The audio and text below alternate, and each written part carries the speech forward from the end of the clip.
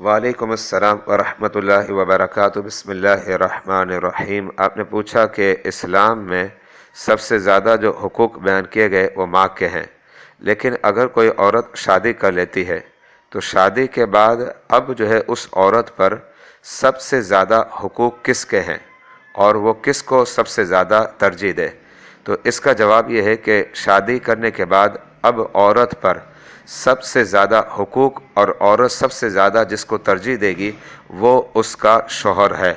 اس حوالے سے میں آپ کے سامنے ایک ایسی حدیث مبارکہ پیش کرنا چاہتا ہوں جو حدیث مبارکہ المستدرک للحاکم، اس کی جلد نمبر 5 اور صفحہ نمبر 244، اور اس کے علاوہ کنز العمال، اس میں جلد نمبر 16 صفحہ نمبر 141 پر یہ روایت موجود ہے، جس کو حضرت سیدہ عائشہ صدیقہ رضی اللہ تعالی عنہا بیان کرتی ہیں کہ رسول اللہ صلی اللہ علیہ وآلہ وبارک وسلم نے ارشاد فرمایا، عورت پر سب آدمیوں سے زیادہ حق اس کے شوہر کا ہے اور مرد پر اس کی ماں کا ہے۔